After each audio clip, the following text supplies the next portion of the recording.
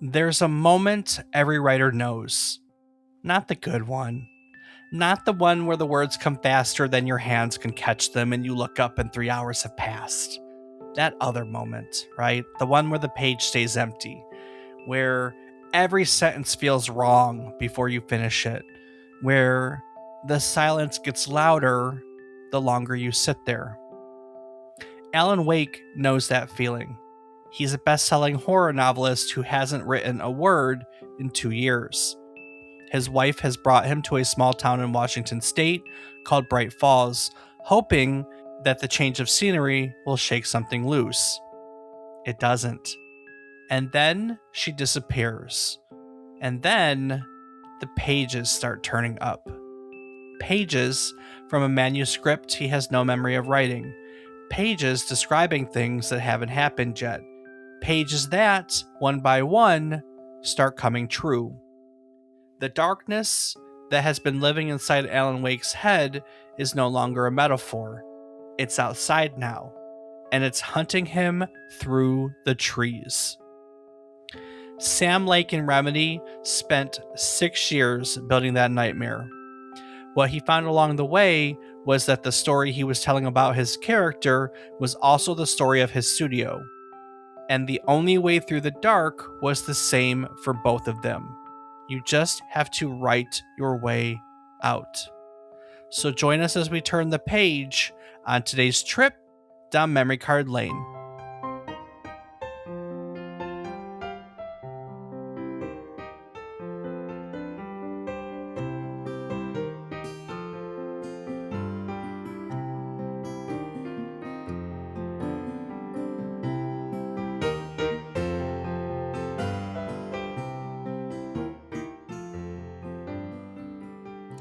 Good morning, good afternoon, and good evening.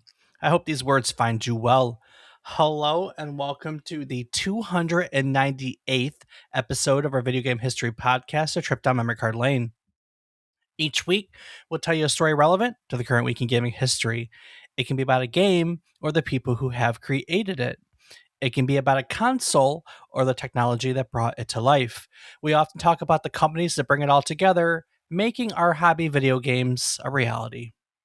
We'll tell you each story. We hope to teach you something new about the topic, what it took from the world as its inspiration, or what it gave back to the world as its legacy.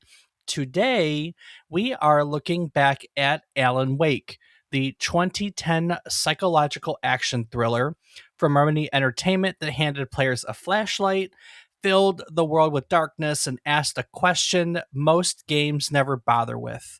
What happens when a writer's nightmares stop being fiction? God, can I relate?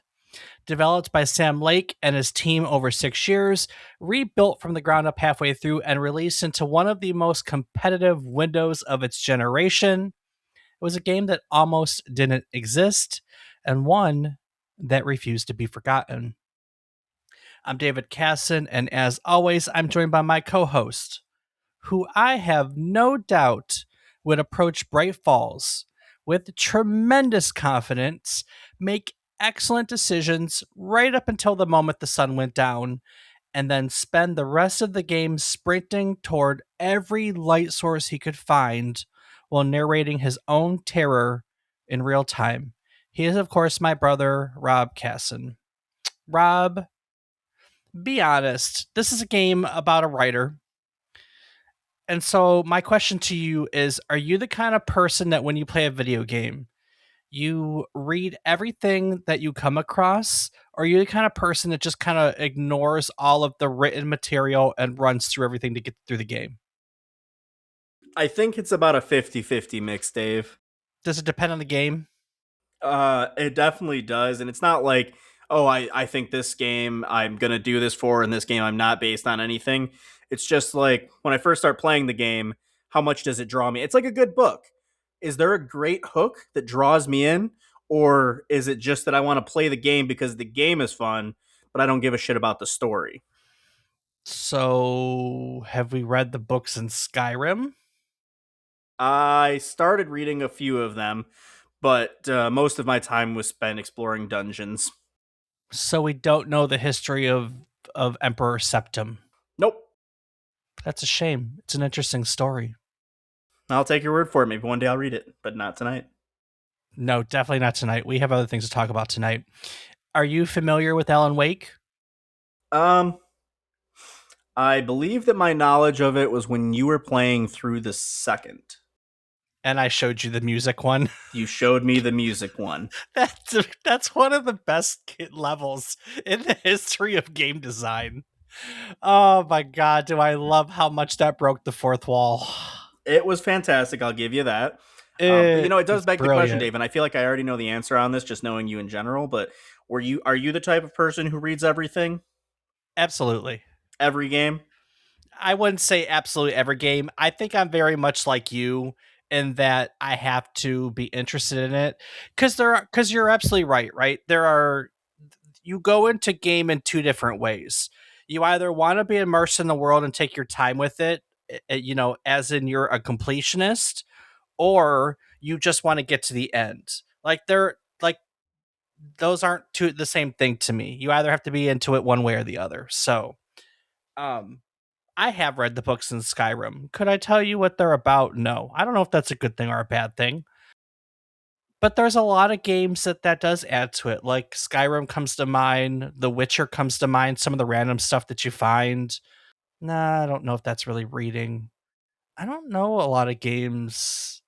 Um, I know this one has the manuscripts, and the manuscripts is like a key part of the game. So that's a little different. Well, I think with that, Dave, because I know we could definitely go on and on all day, but people are here to learn more about Alan Wake Alan and those Wake. manuscripts. So I think that we should move forward. But before we get into that, I think that I need to take a moment to talk about this week in gaming history. Yeah, this week has some doozies, that's for sure. So take it away. All right, kicking it off on May 10th, 1994, Jurassic Park Interactive was released for the 3DO, developed and published by Universal Interactive Studios. Time to capitalize on the enormous success of Spielberg's 1993 film. The game put players across 5 different gameplay styles, from first person shooter sequences to top down driving sections, all set across the island of Isla Nublar. The variety was ambitious for its time, and the 3DO's hardware allowed for full motion video sequences that brought the film's cast into the experience. The results were uneven, as movie tie in games of the era often tended to be, but for 3DO owners, hungry for content, it offered a reasonable approximation of the film's thrills. We have discussed Universal Interactive Studios before. It's obscure for sure. E.T.? No, Damn. no. Platformer, really popular platformer during the PlayStation era. Like Oh. like PlayStation mascot popular. I mean, Bandicoot is what comes to mind, but that's not it. It absolutely is it. Really? Bandicoot? I don't remember that being Universal. Fuck. So this Jurassic Park Interactive is significant because it was the very first game that Universal Interactive Studios ever published, because it's a publisher, it's not a developer. Let's start by Mm. that. So you might not remember it because the story was primarily about Insomniac, Naughty Dog rather, Yep. which Naughty Dog is which what I made it. remember. But part of the story of it is that they partnered with Universal Interactive Studios. That was the publisher that gave them a chance. So the Ah. original Crash Bandicoot, actually Crash Bandicoot 1, 2, uh, all of that was actually done by or published by Universal. So was Spyro. That would have been an acceptable answer to it. Your big two platformers for the PlayStation were both published by Universal. So Well, there's damn. your fun fact. All right. Well, there you go. So if you want to learn more, go listen to our episode on Crash Bandicoot and you'll learn something else Absolutely. they've done. Absolutely. Now on to a not as great topic. Absolutely, you're right on that, Dave, because on May 10th, 1996, Zelda's Adventure was released for the Philips CDI. Oof. Developed by Viridis and published by Philips Interactive. Oof. It was the third and final Zelda game produced for the CDI, a console that Nintendo had never intended to host the franchise, the result of a licensing agreement that both companies would eventually prefer to forget. Where the earlier CDI Zelda games had been side scrollers, Zelda's adventure took a top down perspective closer to the original Legend of Zelda, with live action video sequences that have since become legendary for all the wrong reasons. It is remembered today primarily as a cautionary tale about what happens when a beloved franchise ends up in the wrong hands. And for those that have never experienced it, you don't have to go play it, but at the very least, look it up on YouTube and watch those videos. Oh my goodness. Oh my goodness. Yeah, I don't know how people like it. If people do, I guess I shouldn't knock other people's tastes. I say that often, but I find it to just be so bad. I don't know anyone who does like it. It's notorious for being awful. It's like it's so awful. I don't even think it's canon. I think they said, "Nah, bruh." I mean, you No. might, Dave, but the thing is there's something out there for everyone. Okay. Yeah, sure. I guess. So they might be wrong, but they're still out there. Um if you like bad everything, I guess this is your thing. Indeed. And when one just isn't enough, you have our next topic when on May 9th, 2007, when Two Worlds was released for Xbox 360 and PC, developed by Reality Pump and published by South Peak Games. An open world action RPG set in a high fantasy landscape, Two Worlds arrived riding the coattails of the Elder Scrolls IV Oblivion and made no secret of its ambitions. What it delivered fell considerably short of them. Stilted dialogue, rough animations, and a cavalcade of technical problems made it an easy target for critics, and it landed with review scores that would have buried most games permanently. And yet, it found an audience anyway. Players who were willing to overlook the roughness for the sheer sprawl of the world and the freedom it offered. Two Worlds became something of a cult artifact, a game remembered as much for its spectacular shortcomings as for anything that it got right. It was one of those things that like, Oblivion had come out and everyone was excited about open world RPGs and excited about the prospect of another one, and then we got Two Worlds. That's it. Yay game. No Two Worlds. That's Yeah, how that went. you got me there, Dave. You know Mhm. more. I do. I remember it. It was bad. You know what? It wasn't awful. There are way worse games, but it's hard. It's hard when you live in the shadow of any. Well, and you know what's funny? That's a very prominent topic of our topic today is having to live in someone else's shadow, and that one had to live in the shadow of Oblivion. That's a hard. That's a hard pill to swallow. I can imagine that, Dave. But like you said, it's still bad. And on the topic of bad games, on May 12th, 2010, Valve introduced Steam support for Macintosh, bringing its digital distribution platform to Apple computers for the first time. And along that, a cavalcade of really bad games. But also some fantastic ones. The Hmm. launch was accompanied by a Mac compatible release of Left 4 Dead 2 and the entire back catalog of Valve's own titles. And it marked a significant moment in the gradual mainstreaming of PC gaming beyond the Windows ecosystem. For years, Mac owners had watched the gaming landscape from the outside. Steam's arrival on the platform was not a complete solution, but it was a meaningful one, and it opened the door for a wave of developers to bring their games to an audience that had largely been left behind. Yes, indeedy. I remember Mac used to be such a barren landscape for video games. It was awful. It was never seen as a gaming anything, And that really started to change when Mac, made that switch over to Intel processors, and then their OSs started to shift, and then everyone slowly started getting bored to where we are today. But it wasn't always like that. It was if you wanted a piece, if you wanted a game, you did not game on a Mac. Yeah, I mean, I growing up had always viewed them as the workhorses. It's what you did for audio, video, music production, all that stuff.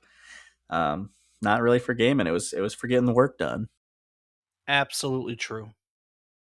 So, and when you got to get work done, you have your last topic for this week. When on May 10 13th, years. 10 years. 2016, 10 10 years. years, Doom was released for PlayStation 4, Xbox One, and PC. Developed by id Software and published by Bethesda Softworks. It was a game that had no business being as good as it was. A reboot of one of the most important franchises in gaming history, arriving after a troubled development cycle that had seen the project restarted multiple times. Doom 2016 stripped the series back to its essentials and delivered something that felt genuinely urgent. Fast, brutal, and relentlessly kinetic, it asked players to keep moving, keep killing, and never stop. Critics responded with some of the strongest reviews id Software had received in years, and players embraced it as a reminder of what a shooter could feel like when it's trusted its own instincts completely.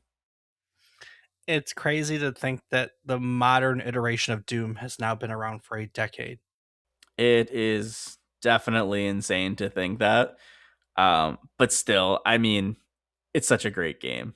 It still And holds the, up. the whole series is I love the modern Dooms. I think they do a lot of justice to the spirit of what the series originally was. And it's hard to say that about modern series that a lot of times in reboots they modernize in ways that aren't bad, but they're not what they used to be. And a lot of times that's for the best. I'm not going to pretend that's not better. I'm not knocking reboots or anything, but I do think when they remade Doom this time, it's very true to that sense of chaos, that speed, that brutality. I think that it honors that spirit that the original had very well. Yeah, I would definitely agree. Yep. That we do. So, with that, Dave, I'm done with this week in gaming history. So, why don't Oh. you take it away with today's topic and tell us about Alan Wake? By the fall of 2003, Remedy Entertainment had every reason to feel good about itself, right? Max Payne had sold 4 million copies. Max Payne 2 had just arrived to critical acclaim. The studio had spent 7 years building one of the most recognizable franchises in action gaming, and they had done it as an independent developer out of Finland, which was not exactly the center of the video game universe. And in doing so, they had earned the right to do whatever came next on their own terms. And what they decided to do was start over entirely. Now, this decision hadn't come as a surprise to anyone inside the studio. Remedy had already made up their minds during the production of Max Payne 2 that the franchise had run its course for them. 7 years with the same character, the same world, the same hard boiled voice was enough. Lead writer Sam Lake, who had created Max Payne, literally gave the character his own face, wanted to build something else with more layers, more complexity, a story that could go deeper than anything the Max Payne games had attempted up until that point. So after Max Payne 2 shipped, Remedy gave itself permission to breathe.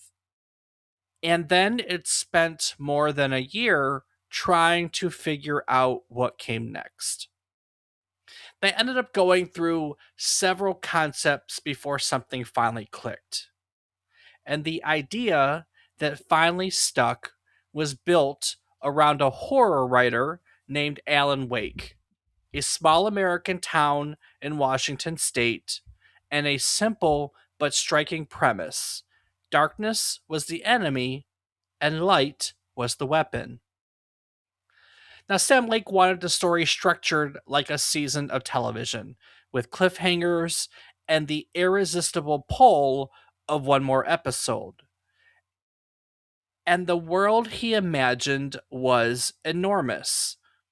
It was going to be an open world set across a huge stretch of the Pacific Northwest with forests and a lake and a Twin Peaks style town that players could explore freely.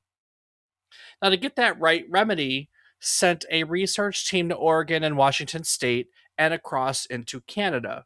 This team drove more than 3,000 miles. They took over 60,000 photographs of mountains and lakes, of diners, motels, logging roads, and evergreen forests. They camped in the woods at night to record ambient sounds. Frankly, that sounds like a kick ass job. I get to go vacation and camp in the Pacific Northwest. Oh no, what a terrible job. Don't sign me up for that.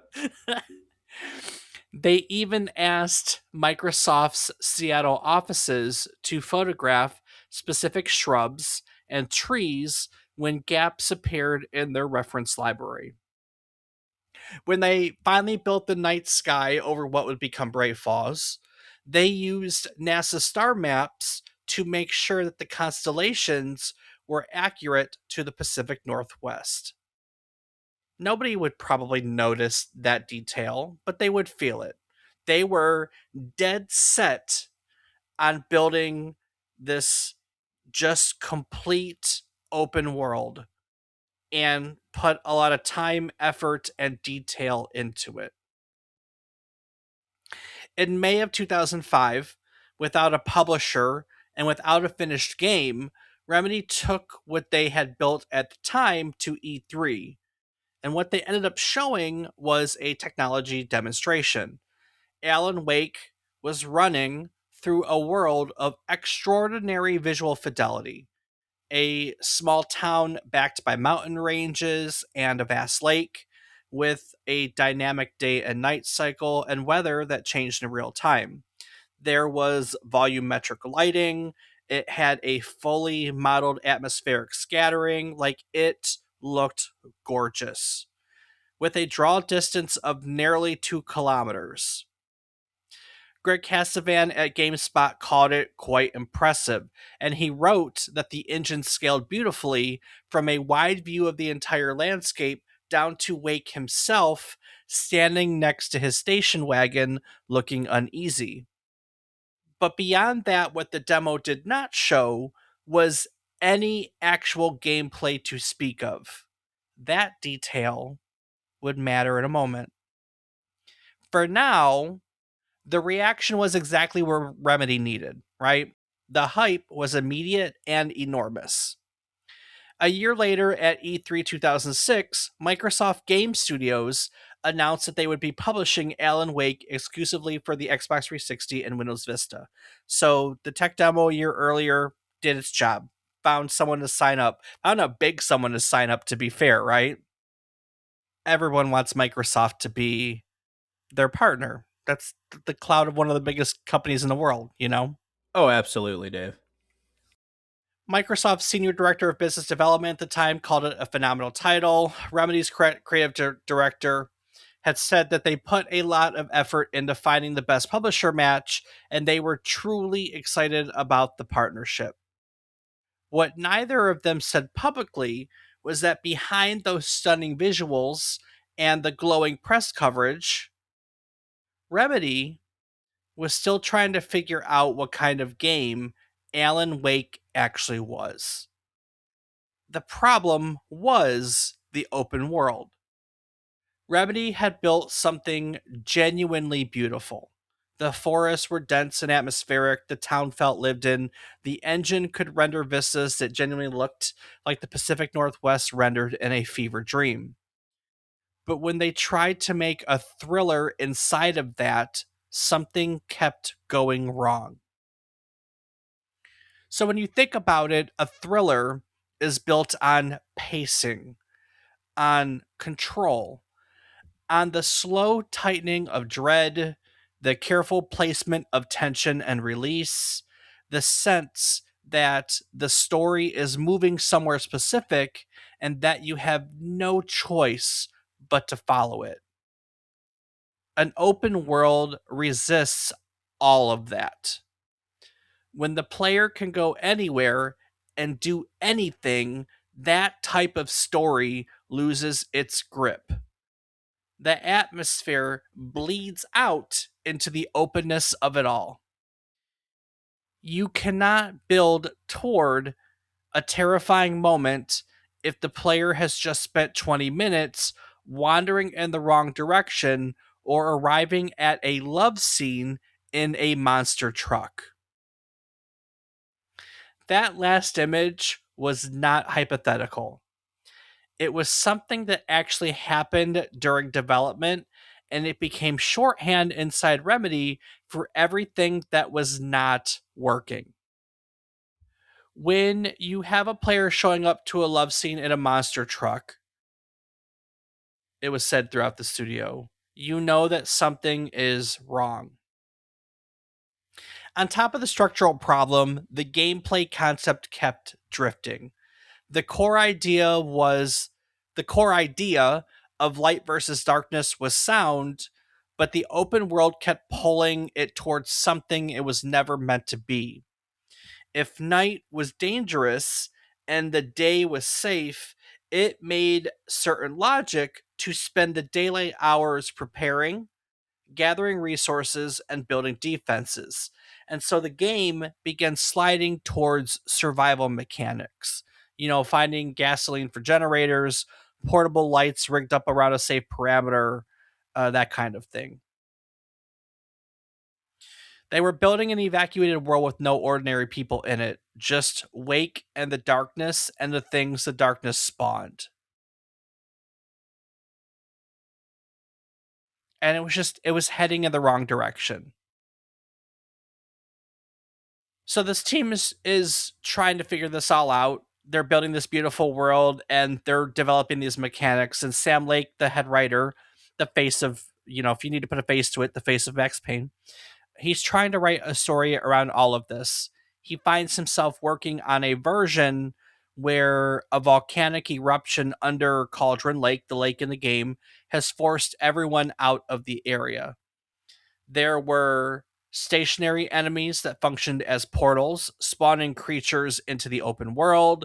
They experimented with supernatural teleportation. There was even a version where something called the Clicker, a mysterious old light switch that would become one of the final game's most resonant objects, could control the night and day cycle itself. You could click it and bring the sun up. Click it again, bring the sun down. The reality is despite everything they were working on, none of these concepts clicked together. Microsoft, watching from the publisher's seat, could see Remedy struggling. They were missing milestones. The scope and schedule they had agreed on was slipping. Microsoft began offering suggestions, trying to help move things forward. Lake later described the experience with his characteristic honesty, right? He said it was a case of more cooks coming to the kitchen. The team just kept drifting further and further away from what they were trying to build. So the pressure is increasing from the outside, but the sharper pain to the team was internal, right? Because Remedy knew that this game wasn't good. And for a studio that had built its reputation on two consecutive critical and commercial successes, that knowledge was its own kind of darkness. At some point in 2007 and 2008, the people who needed to make the hard decisions stopped pretending that the hard decisions weren't necessary.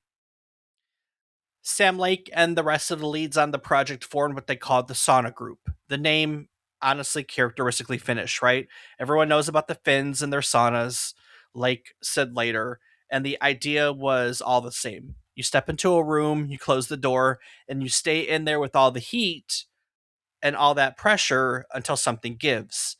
The mandate was simple, but the mandate was also enormous, right? We have to figure out everything. So their sauna room started to look like a mad scientist lab. There were papers taped to every wall. Every element of the game was laid out and examined and argued over.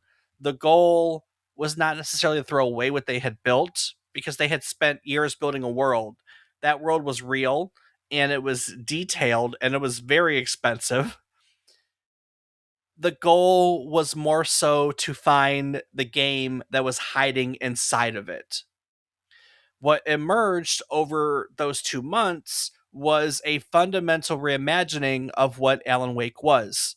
The open world stayed, but only as infrastructure. Instead of letting players roam freely across it, the team went into the map they had built and they carved out levels, linear levels, with a clear path through them. In some places, that path was wide, with room to explore and breathe throughout this world that they had built. In others, it was narrow, right, channeling the player forward with the natural geography of cliffs and mountains and dense forests, all doing the work that walls and corridors would have done in a lesser game. The Pacific Northwest terrain, it turned out, was perfectly suited to this. You could control a player's movement without them ever feeling controlled. The day and night cycle stopped being a resource management problem and they turned it into a storytelling tool. Some levels happened during the day when Bright Falls was quiet and strange and the normal world was present. Others happened at night when the darkness came alive and survival was the only thing that mattered. The contrast between these two gave the game its rhythm, and it gave Sam Lake a structure that he could finally write towards. And so, with that, the game took shape. The enemies took their final shape. The Taken, for instance, ordinary people possessed by supernatural darkness, carrying a shadow shield that Wake's flashlight could burn away, before conventional weapons finished the job. Those came about here. That mechanic was elegant and expressive, right? You weren't just fighting, you were literally pushing away the darkness to be able to fight.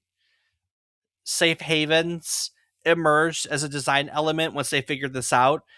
So they scattered individual light sources throughout the world, street lamps and lit windows that kind of act as, a refuge. They act as guidance, showing people where to go next.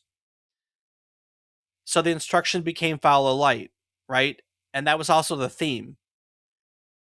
Then the manuscript pages arrived, the famous manuscript pages, right? They arrived as a storytelling device. They were pages from a novel that Alan Wake had written but couldn't remember. They're scattered across Bright Falls, describing events that hadn't happened yet. You find a page, you read what it says, and then you watch it come true. It gave players a reason to explore. It gave the story a quality of dread that no cutscene could have manufactured. And somewhere, as they're figuring this all out, Sam Lake also found what the story was actually about, right? Alan Wake was a writer with massive success behind him who couldn't write anymore. He had built something that people loved and then lost the ability to find what came next. That writer's block was not just a character detail, it was a metaphor for what Remedy itself had been living through for 3 years. The struggle to follow up Max Payne with something worthy, the anxiety of that blank page that comes after the applause. Lake took all that anxiety, he took everything that team had been going through throughout this process, and he fed it directly into this story. Kind of the concept of, art imitating life and life imitating art type deal, Yeah, I mean, we see it pretty often, that's for sure. The darkness that was consuming Bright Falls, he decided, was the same darkness that consumes any creative person who has lost their way. And the only way out for Alan Wake was to write through it. Now, that's the kind of discovery that only comes from staying in that type of environment long enough, right? Now, to further understand what Remedy built in Bright Falls, it helps to understand what they were actually reaching for at this point. Sam Lake had grown up on Stephen King, frankly, same. And King's fingerprints are all over Alan Wake. The tormented writer whose imagination turns against him, the small town that looks wholesome from the outside and is rotten at the core, the sense that the most dangerous place in the world is in your own mind. Stephen King has explored that territory in books like The Shining and Bag of Bones, and Lake was not shy about that inspiration. But Stephen King was only part of the picture, because the other part, Rob, was our favorite, David Lynch. Oh, God, no. Twin Peaks had aired in 1990, and it had done something to American television that could not be undone. It took a small logging town in Washington state, and it made it the most unsettling place on earth. Not through gore, not through monsters, but through the atmosphere itself. Through the feeling that the cheerful surface of ordinary life was stretched thin over something ancient and something wrong. Through characters that were slightly too vivid, slightly too strange, as if the town itself was dreaming them up. Sam Lake wanted Bright Falls to carry that same quality. The Oh Dare Diner was a deliberate echo of the Double R. The mountains and the firs and the fog were Lynch's Pacific Northwest, filtered through a Finnish studio's obsession with a particular strain of American Gothic. But the deepest influence, perhaps, was one that most players would never recognize by name. Lake counted Mark Danilowski's novel House of Leaves among his favorite books. Now, if you've never read House of Leaves, please go read it. It's, in my opinion, fantastic. It's not a traditional book by any stretch of the imagination. It is a disorienting, layered work about a house that is larger on the inside than the outside, told through multiple voices and multiple formats simultaneously. And what he took from the book was a structural idea that a story can contain many smaller stories in many different forms, and that if those smaller stories mirror and reflect the main narrative, the whole becomes something richer than any of its individual parts.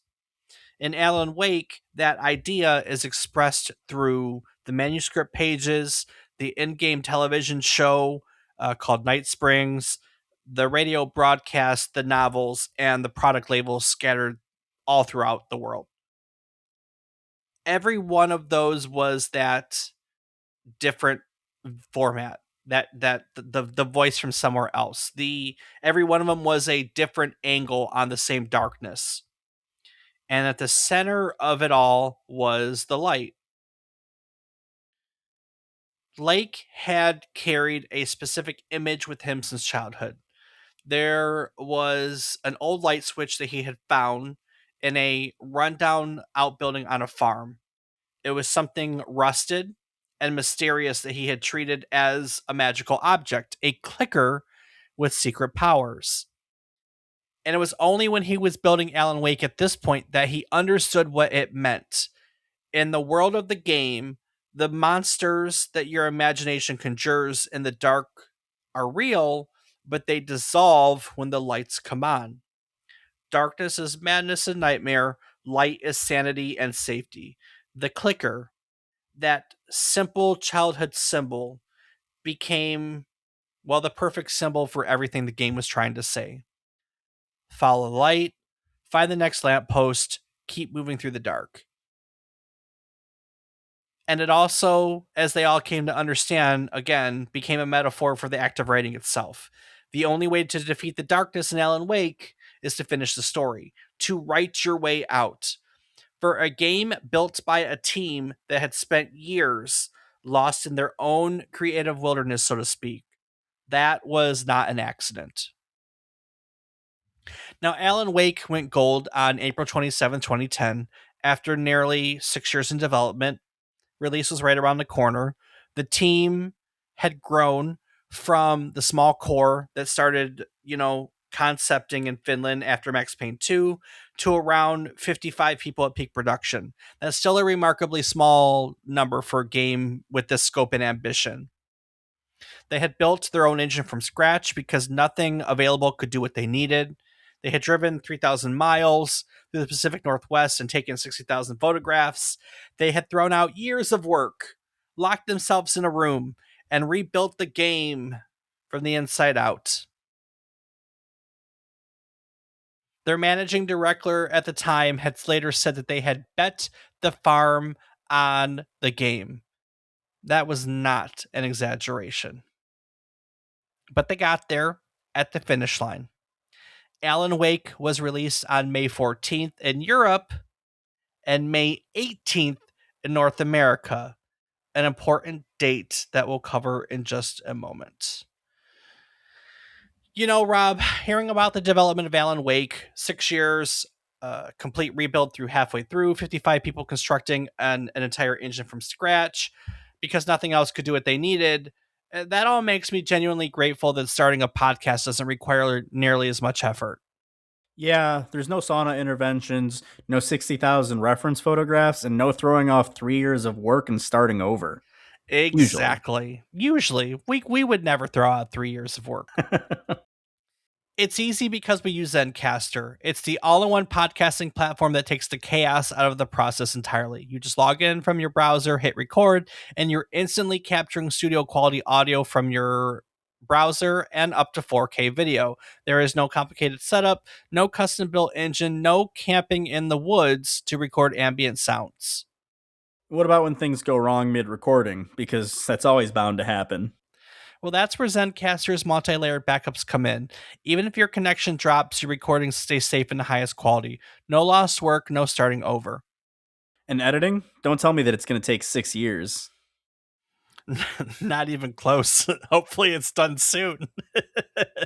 Zencaster's post-production tools automatically clean up all that background noise, trim filler words, and balance your audio. All the polish happens without the grind. And once it's done, how do we get it out there? Zencaster distributes your podcast directly to all the major platforms, Spotify, Apple Podcasts, and more, all from the same dashboard. In one place, you can record, refine, and release. So basically, it's like the opposite of making Alan Wake. Yeah, opposite of everything. Go to zencaster.com/pricing and use our offer code, all one word, memory card lane, and you can get 30% off the first month of any Zencaster paid plan.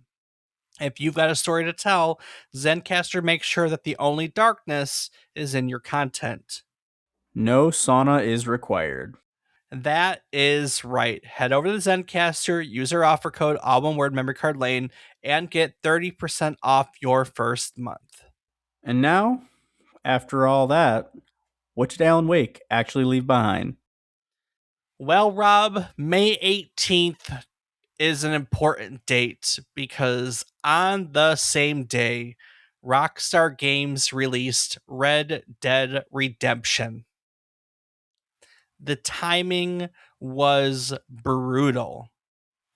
Red Dead Redemption was one of the most anticipated games of the generation. And for those of you that don't know it, it is a sprawling open world western from the studio that had pretty much defined open world games with the Grand Theft Auto series, right? Yeah, that's quite an unfortunate one there, Dave. Yeah. Red Dead Redemption sold 1.5 million copies in North America in its first month alone. Alan Wake in its first 2 weeks only sold like 145,000. Yeah, that hurts. One outlet described it as a sales nightmare. Now, the reality is a little more complicated, right? Alan Wake was an Xbox 360 exclusive from an independent Finnish studio. It's a psychological thriller with no multiplayer, rated T for teen, and yes, released into the same window as one of the biggest games of the decade. The cards are not stacked in its favor, right? But as we all know, word of mouth is a slow but often patient thing. And Alan Wake was exactly the kind of game that people pressed into others' hands, right? Did you play this? You need to play this. Over time, the sales crept upward. By 2012, the game had passed 1 million copies worldwide. Now, the reviews when they came in were generous. IGN praised its atmosphere and storytelling. GameSpot called it a unique and memorable experience. The episodic structure, the manuscript pages, the way Bright Falls feels like a real place haunted by something just out of frame, all of it landed with the audience that Remedy had been building towards. It was not a perfect game by any stretch. The combat grew repetitive over a long sitting. The pacing occasionally stumbled. Some players found the ending more open than they wanted. But perfection was never the point with Remedy, right? The point for Remedy in this instance was to make something that felt like nothing else. It was a game that treated atmosphere and character and story as the primary experience rather than window dressing around a shooting mechanic. You know, that to that end they achieved it, right? Their atmosphere and their character became the story. And so here we are, 6 years after this Finnish studio had shown the world a beautiful empty landscape at E3 and promised us something extraordinary. And they gave us Alan Wake. It was, to be fair, smaller than the original vision. It was more linear, more controlled, more authored. It was also, by any measure, better for any of those things. The game that shipped may not have been the game that was announced, but it was the game that Remedy had to fight through 3 years of darkness to find. And when you think about it, that's exactly what the game is about, right? It's about fighting through it. It's about getting lost in everything. The audience connected to it. The audience may have been looking for one type of game and they may have been given another, but they found it anyways and they loved it. Not all at once and not loudly. You know, there weren't a lot of people out there screaming, this is the greatest game ever, but they were talking about it steadily and with the kind of conviction that only comes from genuine discovery. Players who stumbled into Bright Falls told other players. Forum threads were created to keep the conversation alive. The game that sold 145,000 copies in 2 weeks eventually crossed 1 million, carried almost entirely by word of mouth, and a stubborn loyalty of people who felt that they experienced something that nobody else was making. It was a game that came out at the time as a game that understood atmosphere as the primary mechanic, not decoration, not mood lighting around a shooting gallery, but the actual substance of the experience. There are better examples and more examples of that nowadays, but at this time it was a unique game. Bright Falls was a place that you believed in, right? A carefully constructed slice of the Pacific Northwest that felt real because Remedy had indeed spent years making sure it was. And then they filled it with a darkness that was not just an enemy, it was a presence, it was a character in the entire game. And the light that you followed was not just a gameplay system, it was a lifeline. It was yet another character in its story. Now, for a lot of people, Alan Wake was also quietly one of the more literary games its era ever produced. And to be fair, that is what drew me to it. The idea of a writer whose stories start coming alive. As a writer, that was a phenomenal concept, right? I love the premise of that. And I loved that idea that a writer is struggling with his own story. The manuscript pages, the layered storytelling, the episodic structure drawn from television, this that central metaphor of a writer whose fiction becomes real.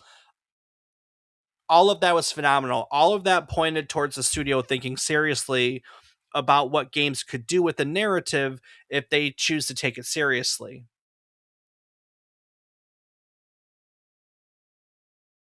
It was a great game. I'm kind of getting on a tangent. It was a great game. It was a really good game. There are two pieces of downloadable content that followed the base game in 2010. The Signal and The Writer were standalone episodes that pushed deeper into the darkness that Wake had fallen into, filling in story threads and expanding the lore, while also leaving enough open to suggest that Remedy had much more to say. They felt less like bonus content and more like the first indication that Alan Wake was a world that Remedy intended to keep building. In 2012, that intention became more clear with Alan Wake's American Nightmare, a standalone release that came out through Xbox Live Arcade. It was an entirely different beast from the original. It was leaner, it was more action focused.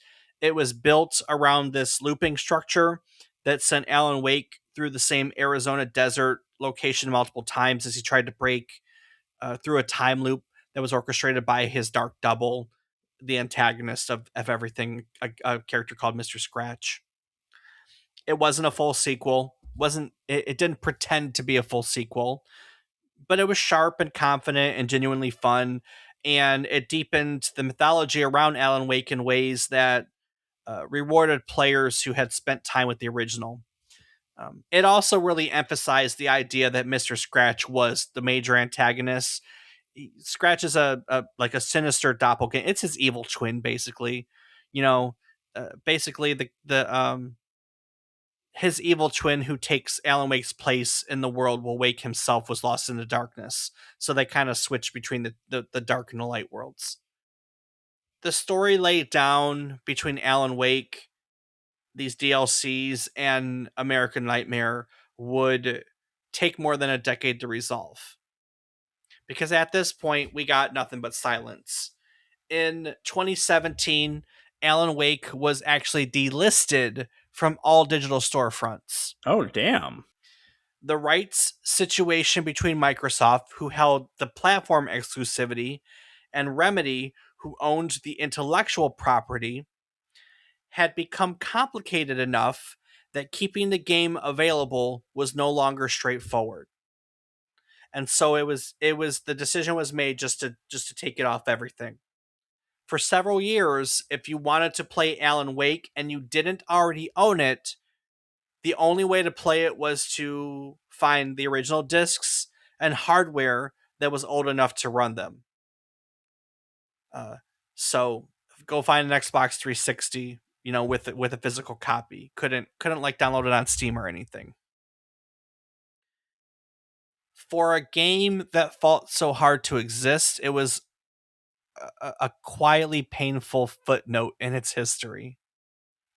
Now, Remedy did move on to other projects in the intervening years, right? They came out with Quantum Break in 2016 that kind of continued the studio's interest in blending television and video games. And then Control came out in 2019. Control, an absolute critical triumph that introduced a new universe, but also quietly left breadcrumbs for Alan Wake fans that paid close attention. Now, the Federal Bureau of Control, as it turned out, had been investigating the events at Cauldron Lake. So if you read all the extra stuff that you could find laying around the Bureau of Control offices, you would find out that Alan Wake was still out there somewhere. At the very least, Remedy made it obvious that they had not forgotten him. In 2021, Alan Wake was finally re-released. First as a remaster, gradually returning to digital storefronts, clearing the path for what was coming. Alan Wake 2 arrived in October of 2023, 13 years after Wake had walked into the darkness of Cauldron Lake. It was, by almost every measure, the game Remedy had always been building towards. It was deeper, it was stranger, it was more ambitious, it was more confident. It told parallel stories across multiple timelines with multiple protagonists, blending live action sequences with gameplay in ways that felt genuinely new. The reviews for Alan Wake 2 were the best of Remedy's entire studio career. Players who had waited 13 years felt vindicated in their loyalty. And Sam Lake, the writer who had put his own creative anxiety into every page of the original, got to finally finish the story he had started in that small office in Finland 2 decades earlier. Some games take a long time to become what they were always meant to be. And I think it's fair to say that Alan Wake was always one of them. If today's episode sent you deeper into the world of Remedy and the Finnish game industry that produced them, we have plenty of ground already covered that connects directly to this episode. Episode 47 tells the full story of Max Payne, which means it's also the story of Remedy itself, the studio that built the 2 landmark action games before locking themselves in a room and reinventing everything they knew here with this story. If the idea of a small Nordic country punching well above its weight in the video game industry has you curious, we've been there before. Episode 175 traces the history of Nokia and the origins of Snake, one of the most played games in mobile phone history. And episode 172 tells the story of Angry Birds and Rovio, another Finnish studio that went from near bankruptcy to one of the most recognizable game franchises on the planet. Finland, as it turns out, has a lot to say about video games. You can find all of those episodes and everything else in our archives at www.memorycardlane.com. Rob, what else can listeners find when they head to our website? You can find a calendar of our future episode topics, know what we'll be talking about in the coming weeks and months. You can find a link to our Discord where you can chat with Dave and I about episode or other gaming related topics. You can find a link to our Patreon where you can help support us and get access to ad-free and unedited versions of all of our episodes. And you can find links to our social media where I am on several platforms as Rob_O_Raptor and Dave. I can be found on various platforms as David is wrong. Each week, we'll tell you one story relevant to the current week in gaming history. It can be about a game, a person, a technology, a console.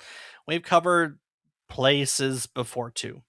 We're telling you each story. We hope to teach you something new about the topic, what it took from the world as its inspiration, or what it gave back to the world in its legacy. When we sit down to research new topics each week, we get excited when we find out new things to share with you. It's this fantastic cycle of learning and teaching, teaching and learning. And in celebration of said cycle, we like to talk about our takeaways each week. So, Rob, what did you learn today? Do you want to guess what my takeaway from today is, Dave? It's a great way to come up with ideas. Lock yourself in the sauna. What in the hell, man? I don't think they literally locked themselves in a sauna, to be fair. They call themselves the sauna team. Now, they probably did spend time in a sauna, but it was a team name. It was the concept that like what a sauna does, right? We're gonna lock ourselves in this room and let the heat and the pressure build up until it finally gives, and and like something comes out of it. Does that make sense? I mean, okay, I guess when you put it that way, there's not a literal sauna, but I mean, I don't know. It seems like they might have done a literal sauna here. No, I'm pretty sure there was a literal sauna. I just don't think they locked themselves in a sauna for 2 months. I mean, hey, man, them Finnish could be crazy. Them Finnish are crazy, but them Finnish are crazy in a way that they've made one of the most compelling narrative stories in a long time. No, absolutely. But it's just one of those things. I mention it every time it happens and we bring it up that it's inspiring to see that after so many years and rebuilding, they still managed to release something and get it out there. And, it shows that long dedication and the clear love that they have for what they did. Um, and it's awesome that it worked out. So it's just one of those things. It's always nice to see that. I bring it up pretty much every single time that we see these games have long development cycles. Um, so it's an easy one. Although I am blown away too at the fact that at the end there we said that the original, this one was removed from all digital stores and everything because of licensing issues. Yeah, I I remember had that. not known that was a thing. That was a super big deal at the time. That was a super big deal. I mean, because we 2017 is when it happened, and we were, as the years go by, we are increasingly struggling as a player base with the concept of digital rights management, right? Yes. Because one of the things is you have people that will not buy digital copies of things because they understand that that doesn't guarantee you the right to own it. It only guarantees you the right to play it so long as the company makes it available in that method, so to speak, right? No, absolutely. I agree. And I do believe that, though it's one of those things that I'm willing to take that chance on most things because I know I'm going to get my money's worth now. And, if it's something that I really care enough that I have forever, I'll buy a physical copy. Yeah, it's just it's a slippery slope. And now that game developer, the like the Switch 2 and its game key concept, it's we're getting to a point where like physical copies are becoming a thing of the past, and it's starting to become an even bigger issue, because it's just starting to become an even bigger issue. That's the only way to put it. Um, I do think though you brought up a really great point that I want to go back to, in that you brought up the development cycle, and I think that is a key. I think that's a key component to a lot of these stories, as you said, but it's also something that I think everyone could take a lesson from, right? Because how many of us start projects and 5, 6, 7 months, maybe a little bit more in, if that, we put them to the side, we never pick them back up. And you have these game studios that work on a project for 3 years, throw the entire way, and they pick it back up again. They start over. And I guess the point I'm trying to make is really it's about perseverance. Too many people want success and recognition and they want it today. And that's just not the way the world works. And so many of these stories, it's about throwing everything away and remaking it, or listening to feedback and redoing it, and doing that over and over and over until you finally find what works. It doesn't matter if it's 3 months or 3 years or 6 years or 13 years in the case of Alan Wake 2. Like you just have to stick with it. You have to stick with it. It's that simple. Yeah. Just So keep hitting. that's it. So, is that your big takeaway, Dave, or is there something else that you wanted to mention? No, I'll be honest. I completely forgot. I either did know or completely forgot that this started out as an open world title. I don't know if Alan Wake was ever on my radar when it was a tech demo. I know as it started to come out to be released, and they started releasing like the hype around this, Xbox exclusive story about a writer who's stuck in his own stories, then it became a thing for me. But I don't remember the Tech Devil, so I had no idea that they were going to build this open world in the Pacific Northwest, and just determined that that just wasn't going to cut it. But having played it and seen the world and everything and understanding, I can see how it turned into, like, it would have turned into a survival game. In fact, it would have been Days Gone. Like, if they left it the way it is, Days Gone is a great example of a survival game in that type of environment, and that's probably what Alan Wake would have been had they continued with that and left those type of gameplay mechanics in, or so on and so forth. So No, that's a fair point. But hey, it didn't, and that's why we got Alan Wake 1 and eventually 2. that is absolutely right. Well, Rob, before I wrap it up and take it into next week, is there anything you'd like to add to today's episode? I'll just say, as always, thank you so much to everyone for listening. We love that you're here, and we hope that you continue to enjoy listening. So thank you. Remedy Entertainment spent 6 years making Alan Wake. They announced it as one thing, and they shipped it as something else entirely. They built a world before they had built a game. They struggled inside that world for 3 years, and then they locked themselves inside a room, sauna or otherwise, until they found out what they were actually making. What they found was a story about a writer who loses himself in the dark and has to write his way back out. It was also, whether they intended it or not, the story of their own making of it. Alan Wake arrived late. It landed in the wrong week and spent years caught in a rights situation that kept it out of the reach of some players who might have loved it. And yet, as time carried on, an audience found it anyways. They always do with games like this, the ones that feel like nothing else, the ones that tend to stay with you. And then 13 years after Wake walked into Cauldron Lake, Remedy finally got to finish the story.